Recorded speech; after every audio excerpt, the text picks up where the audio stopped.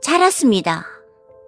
로즈 하멜라의 공포의 궁전에 오신 울 귀족님들, 5주 동안 이어졌던 종이 울리는 마을 스토리가 끝맺음을 맺고 오늘은 창작 교담 대신 한 사건을 들고 돌아왔는데요. 오늘 여러분께 들려드릴 이야기는 광주 여대생 테이프 살인 사건입니다. 자, 그럼 시작해 볼까요? 때는 2004년 9월 14일 광주광역시 북구의 한 아파트. 그곳에서 벌어진 사건. 사람들은 이 사건을 청테이프 살인 사건이라 부르지만 사실 실제로 범인이 사용한 건 노란색 박스 테이프였다고 합니다. 피해자는 전남대학교 사범대 미술교육과에 다니던 22살 여대생 손모 씨. 사건 당일 가족들이 외출한 오전 9시 이후 그녀는 홀로 집에 있었다고 하죠. 그날 밤 8시 30분 집에 돌아온 어머니는 끔찍한 장면과 마주하게 됩니다. 어머니가 현관 문을 열자 거실 바닥에 쓰러져 있는 딸의 모습. 어머니 눈에는 너무나도 충격적인 광경이 펼쳐졌습니다. 딸의 얼굴은 테이프로 감겨 있고 양손은 뒤로 묶인 채 하의는 완전히 벗겨져 있었고 이미 숨이 끊어져 있었습니다. 부검 결과 끔찍하게도 그녀는 살아있는 채로 테이프에 감겨 서서히 숨이 막혀간 것이었죠. 게다가 얼굴에는 맞은 흔적이 가득했고 머리에는 무려 7군데의 상처까지 있었다고 하죠.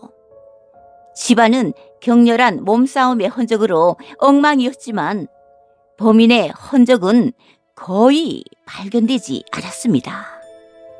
사라진 것은 단돈 13,000원과 휴대전화 한 대뿐. 경찰은 성범죄를 노리고 한 범행이 아닐까 의심했지만 시신에서는 성폭행 흔적은 전혀 나오지 않았다고 합니다. 증거는 오직 테이프 조각 42개, 42개에서 발견된 극소수의 남성 DNA, 그리고 몇몇 주민들의 수상한 목격담만이 남아 있을 뿐이었죠. 사건 당일 오전 10시 30분경 15층 주민은 신문지를 들고 서 있던 어느 낯선 남자를 인터폰 화면으로 목격했습니다. 그는 모자를 눌러쓰고 호리호리한 체형의 20대에서 30대 남자였다고 합니다.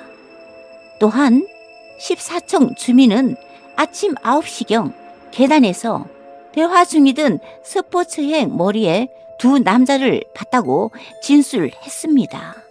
하지만 이들은 범행 시각과 맞지 않았고 오히려 11시 무렵 아파트를 나서던 신문지를 든 남성이 범인일 거라는 가능성이 높다는 사실이 드러납니다.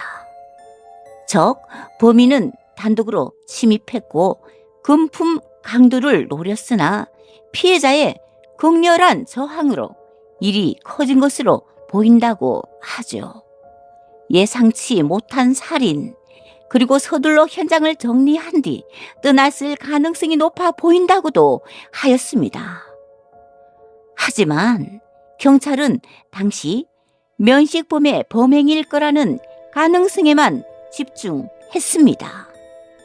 심지어 모텔 삼촌이라 불리던 지인을 유력 용의자로 특정했지만 철저한 알리바이 끝에 혐의가 없는 걸로 결론이 났죠. 이렇게 경찰이 시간을 보내고 있는 그 사이 진짜 범인은 흔적도 없이 사라져버렸습니다. 그러다 2016년 국가수 재감정에서 드디어 한 남성 DNA가 검출됩니다. 그리고 최근에는 DNA 분석 기술로 범인의 나이대까지 추적할 수 있게 되었다고 합니다. 20년 동안 잡히지 않은 범인.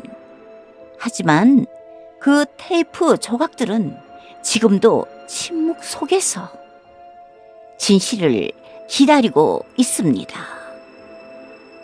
2004년 9월 14일 일어난 미제 사건.